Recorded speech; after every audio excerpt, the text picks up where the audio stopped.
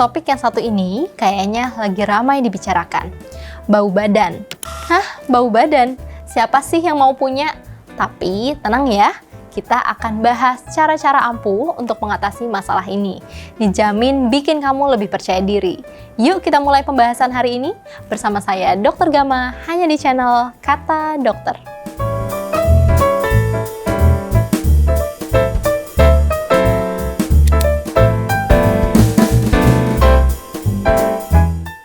Bau badan adalah aroma yang dihasilkan oleh tubuh, terutama disebabkan oleh keringat yang bercampur dengan bakteri yang ada di kulit kalian. Nah, saat kelenjar menghasilkan keringat, bakteri akan memecah zat yang ada di dalam keringat tadi, sehingga menghasilkan senyawa yang mengeluarkan bau yang kurang sedap. Tubuh memiliki dua jenis kelenjar keringat ya. Nah, yang pertama adalah kelenjar ekrin. Yang kedua adalah kelenjar apokrin. Kelenjar ekrin itu berada di sebagian besar tubuh kalian dan letaknya dekat dengan permukaan kulit. Sementara kelenjar apokrin itu terdapat di bagian tubuh yang ditumbuhi rambut-rambut, seperti ketiak dan juga selangkangan. Ketika suhu tubuh meningkat, kelenjar ekrin tadi biasanya mengeluarkan cairan yang kita kenal sebagai keringat ke permukaan kulit. Fungsinya adalah untuk mendinginkan suhu tubuh. Nah, keringat tadi yang dikeluarkan oleh si kelenjar ekrin itu terdiri dari air dan juga garam. Nah, sekarang kita bahas tentang kelenjar apokrin. Kelenjar apokrin tadi menghasilkan keringat yang biasanya lebih kental jika dibandingkan dengan kelenjar ekrin. Nah, keringat yang dihasilkan biasanya juga lebih banyak, terutama bila teman-teman misalkan sedang mengalami stres atau berdebar atau emosional karena sesuatu hal. Nah, keringat dari kelenjar apokrin itu jika seringkali keluar menyebabkan bau badan yang tidak sedap. Bau badan ini biasanya muncul ketika keringat yang dihasilkan bercampur dengan bakteri-bakteri yang ada di kulit. Itu sebabnya ketiak dan selangkangan seringkali menjadi sumber dari bau badan.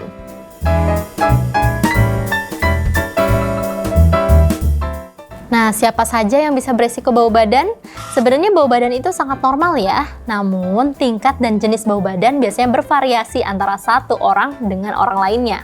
Beberapa faktor yang mempengaruhi dari bau badan termasuk banyaknya keringat yang dikeluarkan. Keringat sendiri tidak berbau sebenarnya, tetapi saat bercampur dengan bakteri yang ada di kulit dapat menghasilkan bau. Nah, genetik juga bisa berpengaruh karena beberapa orang secara alami kadang memiliki bau yang agak kuat. Lalu, makanan tertentu seperti bawang dan juga beberapa jenis rempah dapat mempengaruhi dari aroma tubuh kalian.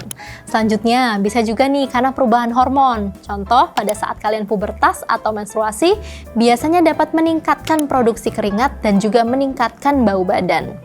Nah, selama bau badan tidak terlalu kuat atau tidak terlalu menyengat dan tidak disertai dengan gejala lain seperti iritasi, ruam, dan perubahan kesehatan lainnya, itu sebenarnya masih dianggap normal ya. Nah, uniknya, terkadang ada beberapa orang yang memiliki bau badan berlebih namun tidak menyadari akan bau yang ada atau ditimbulkan dari tubuhnya tersebut. Hal itu sebenarnya bisa terjadi ya, karena ada adaptasi dari sel-sel yang ada di hidung, yaitu contohnya sel olfaktorius, yang menyebabkan bau yang menyengat yang ditimbulkan oleh tubuh dianggap biasa dan tidak terlalu tercium. Tapi apabila ada orang yang menciumnya dan tidak terbiasa dengan bau tersebut, tentu akan menimbulkan rasa yang tidak nyaman. Jika mengalami bau badan dan kondisi ini membuat kamu bahkan orang lain merasa terganggu, ada beberapa cara untuk menghilangkan bau badan yang bisa dicoba dengan menjaga kebersihan diri dengan mandi teratur minimal 2 kali dalam sehari. Itu adalah cara menghilangkan bau badan yang paling tepat dan juga mudah.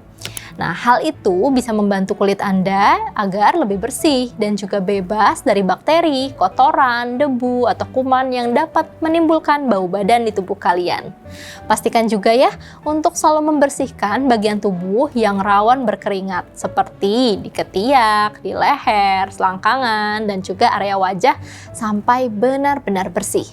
Gunakan sabun yang lebih spesifik seperti sabun antibakteri untuk membasmi bakteri atau kulit penyebab bau badan. Teman-teman juga bisa menggunakan sabun yang mengandung antibakteri. Nah, tapi sabun jenis ini mungkin tidak cocok untuk sebagian orang yang memiliki kulit yang sensitif. Apabila ingin sabun yang mengandung antibakteri, tentunya harus ditambahkan pelembab dan tentunya tidak mengandung pewangi agar kulit tidak menjadi kering dan juga iritasi. Misalkan yang paling netral adalah sabun bayi. Jangan lupa untuk mengeringkan badan dengan benar ya, karena jika bagian tersebut kering dan juga bersih, bakteri penyebab bau badan tentunya akan lebih sulit berkembang biak. Nah, teman-teman juga harus rajin mengganti handuk ya, karena handuk yang lembab dan jarang diganti menjadi sumber utama dari perkembangbiakan bakteri. Gunakan pakaian-pakaian dari bahan yang nyaman dan juga dapat menyerap keringat dengan baik, misalnya kain katun. Nah, bisa juga digunakan bahan yang lebih mudah menyerap keringat seperti kain sintetis. Nah, teman-teman itu juga harus menggunakan deodoran. Sebenarnya deodoran itu tidak secara spesifik mencegah keluarnya keringat, tapi zat yang terkandung di dalam deodoran tadi akan menghalangi bau yang timbul. Sementara antiperspiran itu bisa mengurangi jumlah keringat yang keluar dari tubuh kalian. Nah, produk-produk ini disarankan jika tubuh Anda memproduksi keringat berlebihan.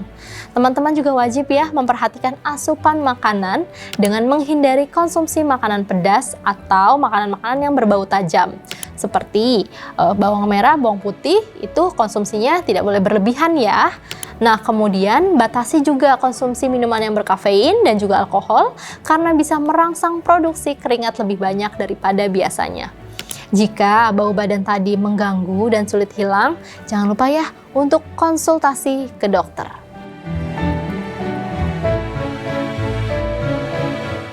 Nah, sebenarnya secara teori air garam itu bisa sih membantu untuk mengurangi bau badan karena bisa menghalau dari bakteri atau mengurangi dari jumlah bakteri tadi.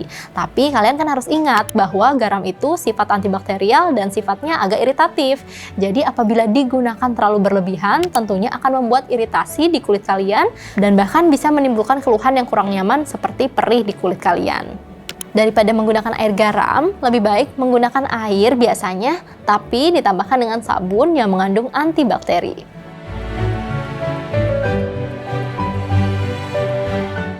Jadi, makanan tertentu yang dimakan berlebihan sebenarnya bisa mempengaruhi bau dari badan kalian.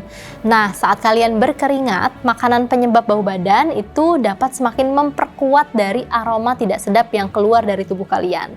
Contohnya, bawang. Itu bisa menimbulkan bau karena bawang tadi mengandung senyawa sulfur yang dapat dikeluarkan melalui keringat dan juga pernafasan. Nah, senyawa ini dapat menghasilkan aroma yang khas dan biasanya tidak terlalu sedap ya. Jika mengkonsumsi bawang dalam jumlah yang banyak, efeknya juga bisa terlihat dalam hal bau badan. Nah, jika teman-teman khawatir tentang bau badan setelah mengkonsumsi bawang, cobalah untuk selalu menjaga kebersihan tubuh dan mempertimbangkan untuk tidak mengkonsumsi bawang secara berlebihan.